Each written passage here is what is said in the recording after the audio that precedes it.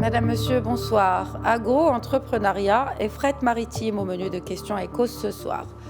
L'agriculture moderne est aujourd'hui un des piliers, mais aussi un des premiers chantiers de la vision Al Génération Green 2020-2030, lancée officiellement par Sa Majesté le roi Mohamed VI en février 2020 à Agadir. Moderniser l'agriculture et la rendre plus attractive pour les jeunes, pour y opérer, pourquoi pas y investir, ou comment dépasser le concept de développement humain et social vers un réel essor socio-économique, rural, créateur de richesses et d'emplois. Nous poserons ce soir nos questions à l'entrepreneur et expert digital Mohsin Lardissi. Ensuite, cap sur ce cauchemar des industriels, des importateurs, mais aussi des exportateurs.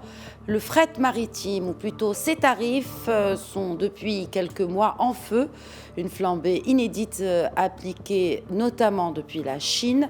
Mais ce n'est pas tout. Entre les escales sautées, la pénurie de conteneurs et les gros retards de livraison, eh bien, les inquiétudes sont multiples. Rachid Tahri, vice-président de la Fédération du transport à la CGEM, nous dévoilera les doléances des professionnels quant aux répercussions de la hausse des tarifs du fret maritime. Bienvenue à toutes et à tous.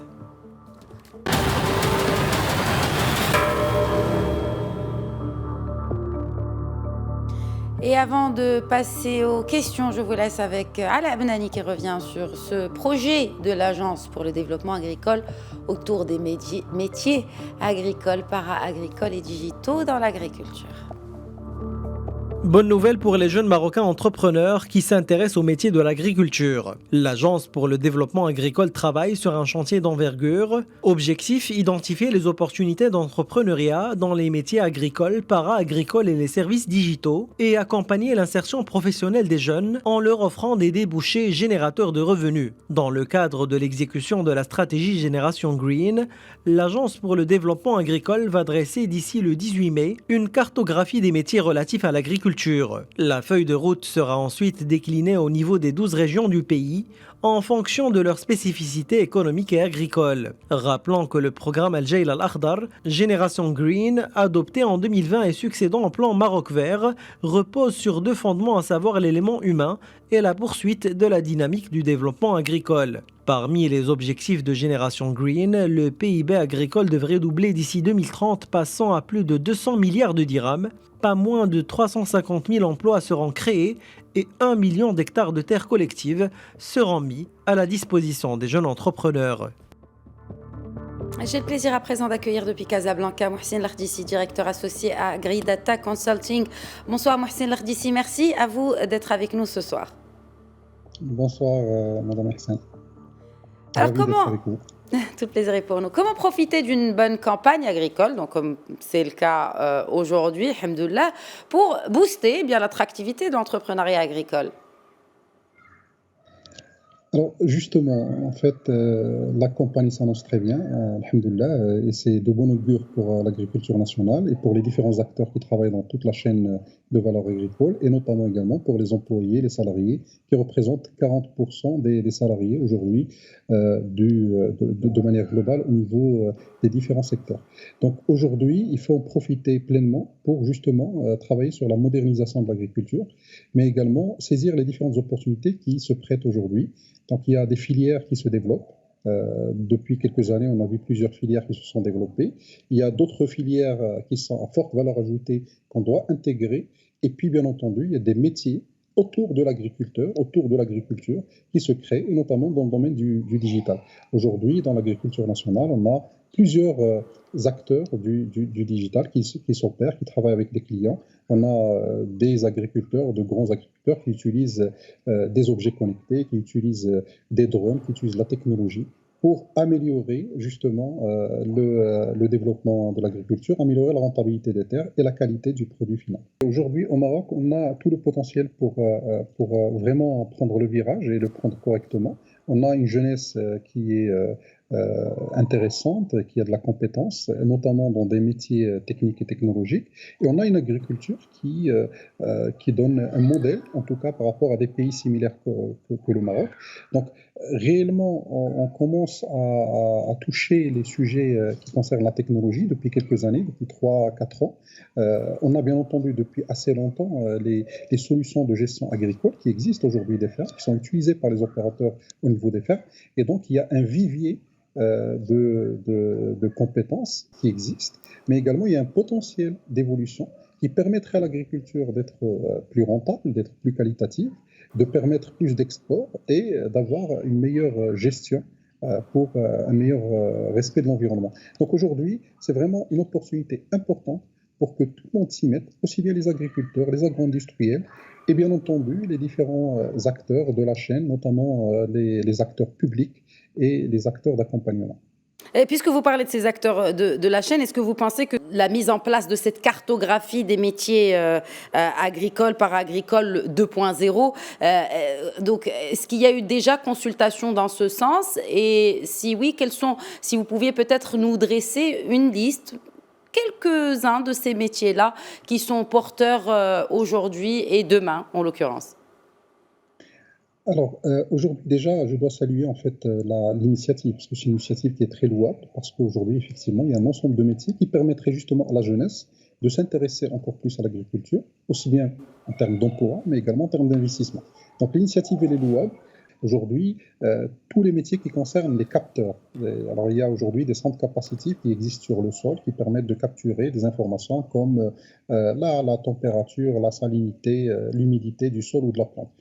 Aujourd'hui, il y a des métiers qui consistent justement à pouvoir contrôler et relever les informations qui existent, qui sont remontées automatiquement de ces centres. Il y a de nouveaux métiers ou des métiers qui se développent ou qui se reconfigurent, notamment le métier de contrôle de gestion agricole. Aujourd'hui, ça existe bien entendu, mais aujourd'hui, de plus en plus, on va utiliser la technologie pour le faire. Les métiers qui sont associés aux drones. Aujourd'hui, on commence à voir des utilisations de drones au Maroc pour des besoins d'estimation de récolte ou pour des besoins de détection de maladies. On a également des métiers qui concernent tout ce qui est intelligence artificielle, parce qu'aujourd'hui, une bonne partie de la détection qui se fait, par exemple, des maladies, elle doit se faire par intelligence artificielle. On a besoin de ce genre de métier, de ce genre de profil, pour pouvoir alimenter l'information et pour pouvoir correctement construire les algorithmes qui vont avec. Donc tout ça, c'est des métiers, entre parenthèses, nouveaux ou des métiers existants qui se rajeunissent ou qui se renouvellent et qui sont porteurs d'opportunités pour les jeunes en termes d'emploi, pour les investisseurs en termes d'entreprises agritech, mais également pour les agriculteurs en termes de rentabilité. Et si on parlait justement d'opportunités d'investissement, quelles sont aujourd'hui les opportunités de placement dans cette agriculture moderne? Donc aujourd'hui, il y a bien entendu des opportunités classiques. C'est en fait les opportunités de prendre un terrain en location ou bien entendu en achat, en acquisition et développer de l'agriculture. Donc ça existe, ça existera toujours. Et aujourd'hui, chaque année, l'Agence de développement agricole lance des appels d'offres dans ce sens et les gens peuvent se positionner, alors aussi bien les jeunes qui sont intéressés par prendre un petit terrain, que les investisseurs un peu plus chevronnés. De l'autre côté, il y a bien entendu tout ce qui est modernisation de l'agriculture. Et là, c'est un champ qui est très large. On parle d'agritech aujourd'hui et ça couvre un ensemble de sujets. Alors, bien entendu, la gestion, les systèmes d'information agricole. Ça couvre tout ce qui est technologie agricole, donc notamment les capteurs, les drones ou autres, les technologies d'irrigation, et donc là on parle d'agriculture de précision, donc là également c'est des opportunités d'investissement assez importantes avec une forte valeur ajoutée pour l'agriculture. On a tout ce qui est technologie en lien avec la façon de faire la conduite agricole, donc il y a l'aquaculture, il y a des sujets comme l'hydroponie, donc tout ça c'est des opportunités assez intéressantes. Au-delà de ça, il y a d'autres sujets assez intéressants, par exemple l'utilisation aujourd'hui des insectes comme fertilisants, les biofertilisants avec l'ensemble des exemples et des types de biofertilisants qu'on retrouve. Donc il y a aujourd'hui énormément de choses qui se font à l'international, mais qui peuvent se faire en local et sur lesquelles le Maroc peut être un modèle. Est-ce que vous pensez que justement, grâce à cela, on peut passer de ce concept, de cette perspective de développement humain et social pour le monde rural, un véritable acteur économique, bien sûr ça l'est déjà par la force des choses puisque l'agriculture est le pilier de notre économie, mais que ce monde rural devienne également créateur d'emplois et de réelles richesses sur bien sûr le volet régional en l'occurrence et bien sûr sur le PIB national. Alors effectivement, aujourd'hui, il y a beaucoup de potentiel de développement de l'agriculture nationale. On a une agriculture qui est assez classique, vivrière, où l'agriculteur finalement, en fait, il ne tire pas suffisamment profit de la terre. Donc avec l'utilisation des technologies, avec la modernisation qui peut se faire en termes de méthodes de gestion, mais également en termes d'outils de gestion, ben, ça permettrait d'améliorer la productivité, de permettre d'avoir une meilleure qualité et donc de pouvoir accéder à des marchés à l'export et donc également de pouvoir développer toute la chaîne de valeur. Alors bien entendu, pour qu'on y arrive, il y a bien entendu aujourd'hui les plans qui se font à l'échelle nationale, notamment Génération Green, qui est un plan assez ambitieux dans ce sens. Mais ce qu'il faut noter, c'est qu'il faut que tout le monde s'y mette. Il faut que les investisseurs, que les jeunes puissent revenir également pour penser à l'agriculture comme un métier de demain, comme un potentiel de développement, et également pour pouvoir justement créer de l'emploi à l'échelle rurale, créer de l'emploi de manière globale à l'échelle nationale. Il faut savoir qu'aujourd'hui encore, l'agriculture est le premier employeur au Maroc, Exact. mais c'est de l'emploi saisonnier, c'est de l'emploi occasionnel, et c'est de l'emploi qui n'est pas nécessairement à très forte valeur ajoutée. Et c'est ça qu'il faut changer pour pouvoir développer l'agriculture et pouvoir faire en sorte que ça participe suffisamment au PIB, parce que sa participation au PIB aujourd'hui, elle est limitée à 13% à peu près. Oui, et justement, quels sont les freins par rapport à cet entrepreneuriat dans le secteur agricole aujourd'hui? On a parlé d'opportunités, on peut également parler de freins. Vous avez parlé de ce frein culturel peut-être, des jeunes qui peuvent avoir quelques réticences par rapport à ce secteur. Y en a-t-il d'autres caractères? Alors, effectivement, il y a un frein culturel et de mindset, parce que les gens pensent que l'agriculture, c'est un truc qui est à l'ancienne et qu'on ne va pas nécessairement apprendre énormément à y travailler. Or, aujourd'hui, je trouve qu'il y a beaucoup de choses qui se font et qui peuvent se faire. Et justement, l'apport des jeunes en termes d'innovation, en termes de créativité, peut avoir une forte valeur ajoutée. Au-delà de ça, il peut y avoir également d'autres freins. Alors, des freins réglementaires. Je donne l'exemple des drones et de l'IoT. Aujourd'hui, il y a des freins en termes de spectre de fréquence et en termes de réglementation qu'il faudrait surmonter. Il y a également des freins en termes de financement des fois. Donc c'est vrai qu'aujourd'hui, il y a un effort qui est fait au niveau du ministère par rapport à tout ce qui est fonds de développement agricole et tout ce qui est subvention, mais le volet subvention peut encore s'élargir, notamment sur des volets technologiques. Aujourd'hui, la technologie qui permet justement d'avoir une meilleure gestion n'est pas nécessairement subventionnable. Voilà, donc tout ça, c'est des sujets qui peuvent permettre justement, si ces verrous sont enlevés, de mieux développer justement cet entrepreneuriat agricole. Et justement, on rappellera que l'Agence de développement agricole a alloué quelques 4,5 milliards de dirhams pour justement soutenir les investissements privés dans le secteur agricole au titre de 2021. Un dernier mot peut-être avant de se quitter, Mohsin Lardissi. Alors, pour moi, déjà, je voulais juste noter que l'agriculture, c'est quelque chose de très, très intelligent. L'agriculture, c'est quelque chose qui a un savoir-faire millénaire et de laquelle on doit apprendre. La technologie peut améliorer des choses, mais il faut qu'on apprenne de l'agriculture, qu'on sache avoir l'humilité de comprendre l'agriculteur, ses problèmes, ses capacités, ses contraintes, pour pouvoir justement l'accompagner à se développer mieux. Mais il a toute l'intelligence et tout le potentiel pour faire en sorte que le Maroc soit un modèle à l'international en termes de modernisation et en termes d'intelligence de l'agriculture.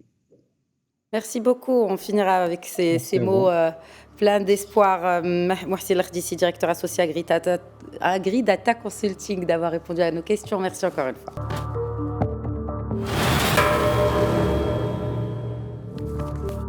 Les coûts du transport maritime depuis les ports chinois ont grimpé de façon spectaculaire et ce depuis quelques mois maintenant. Ces situations impactent naturellement les importateurs et industriels dans le monde et au Maroc aussi. Les détails avec Alaa Benani. Avant la crise sanitaire, un conteneur de marchandises venant de la Chine et allant vers l'Europe ou les États-Unis coûtait dans les $3 000. Actuellement, ce prix a triplé, voire quadruplé. Au Maroc, l'écart est moindre et affecte nombre de commerçants dépendants des produits chinois. L'acheminement d'un conteneur coûtait environ 1 000 $ avant l'avènement de la pandémie. Aujourd'hui, le coût dépasserait les 8 000 $. Cette flambée est due principalement à la perturbation du trafic maritime, occasionnée par la fermeture des frontières pour juguler la pandémie. Cette congestion s'est d'autant plus empirée par le blocage du canal de Suez durant 7 jours, du 23 au 29 mars dernier. En 2020, les produits chinois qui ont connu au Maroc des flambées à cause de la pandémie sont principalement le thé, le vermicelle et le maïs. Hors alimentation, ce sont le textile, l'électroménager et les accessoires électroniques qui ont le plus encaissé le coup. En termes d'importation marocaine, la Chine représente 8,4% pour l'année 2019. Et j'ai le plaisir d'accueillir depuis Casablanca Rachid Tahri, vice-président de la Fédération du transport à la CGEM. Bonsoir Rachid Tahri, merci beaucoup d'être avec nous ce soir. Bonsoir. Merci beaucoup pour l'invitation. Donc, nos entreprises marocaines sont pénalisées. On parle des entreprises à l'import comme à l'export. Est-ce que vous pensez que la situation risque de s'aggraver en sachant que déjà, quelques 2/3 des entreprises exportatrices marocaines auraient perdu des marchés à cause de cette flambée des prix des tarifs, ou plutôt, voilà, la flambée des tarifs du fret? À ce jour, je peux vous confirmer qu'on ne voit pas du tout le bout du tunnel, puisque cette flambée de prix ne cesse d'augmenter, et ça, c'est de semaine en semaine. Et donc, nous n'avons pas vraiment d'espoir que ça revienne à la normale d'ici fin 2021. Très bien. Mais est-ce que vous pensez que ces impacts-là risquent de toucher que les entreprises exportatrices et importatrices, ou vous aussi, transporteurs, risquez d'accuser le coup? En fait, les premiers touchés, c'est bien sûr les importateurs et les exportateurs. D'ailleurs, si vous voulez, nous avons, on va dire, sur la base d'un sondage que nous avons fait au niveau de l'Observatoire marocain de la compétitivité logistique, vous avez grosso modo trois impacts.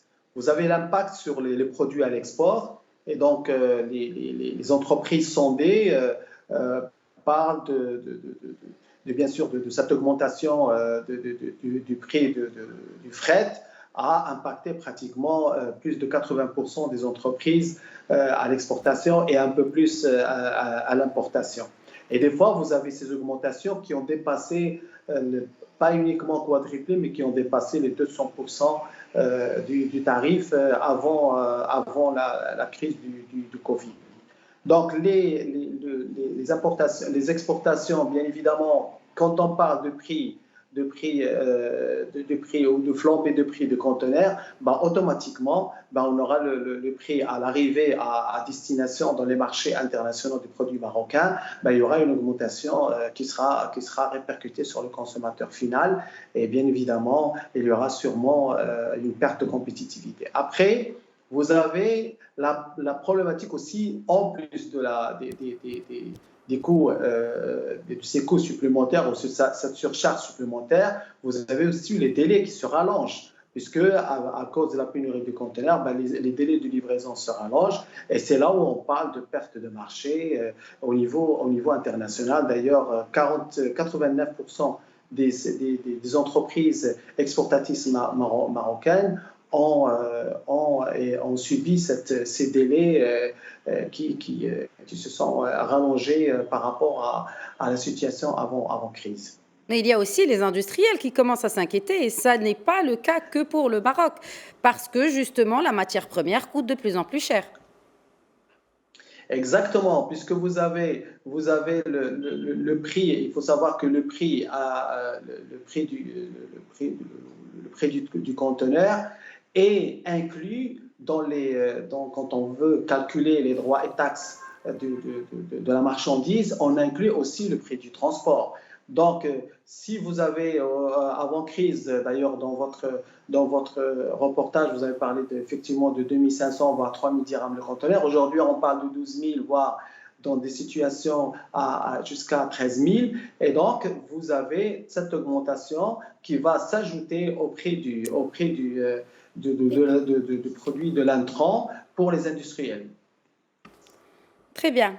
Bon, avant de parler des solutions et comment pallier à la flambée des tarifs, on va peut-être parler des causes. Pourquoi, selon vous, ça ne décélère pas? Et aussi, comment ces tarifs sont-ils fixés, ces tarifs de conteneurs qui font que le prix du fret continue sa progression non-stop depuis 3 mois?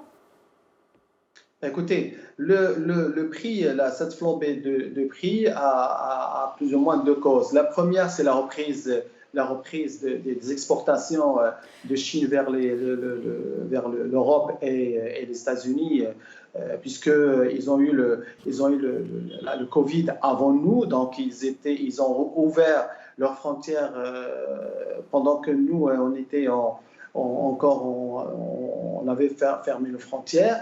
Et donc, à partir de là, ça coïncidait aussi avec la hausse saison des exportations des produits chinois vers les États-Unis, et ce qui a fait qu'il y a eu une réduction de l'offre de conteneurs. Vous avez aussi l'autre partie, c'est que vous avez les escales, les navires, à cause de manque de produits, ne passaient pas dans des ports qu'ils faisaient auparavant, et le flux de conteneurs vides était bloqué dans certains ports, et ce qui fait ce n'était pas possible d'avoir plus de conteneurs sur le marché.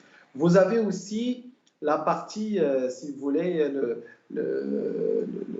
les mesures de restriction ont poussé un peu, si vous voulez, ont changé un peu le mode de consommation des consommateurs, et il y a eu une flambée d'achat à travers le e-commerce, et tous ces produits-là passent par le conteneur, et c'est pour ça qu'il y a eu cette flambée importante. Quant les prix, écoutez, le prix dans une situation normale, le prix de conteneur est calculé sur, si vous voulez, sur le coût du bateau, sur les coûts des ports, sur les stationnements, sur l'amortissement. Mais aujourd'hui, nous ne pouvons pas parler de prix de conteneur. Nous, les experts, parlent plus d'une surcharge qui est appliquée par les armateurs pour pallier la situation qu'ils ont subie pendant le Covid. Très bien. Mais il y a aussi, c'est important de signaler aussi que quand vous le savez, la production du conteneur a baissé, et comme le plus grand producteur des conteneurs, c'est la Chine, elle a baissé pendant l'année 2020 jusqu'à 40% de la production. Et ça encore, ça a eu un impact important. Absolument. C'est pour ça que certaines voix se sont élevées pour dénoncer cela et dire, est-ce qu'on ne peut pas justement fabriquer nos propres conteneurs pour faire en sorte de ne pas dépendre ad vitam aeternam du géant chinois, ne serait-ce que pour aussi transporter les marchandises. Donc, est-ce que vous pensez que c'est l'une des solutions aussi pour pallier à la flambée des prix?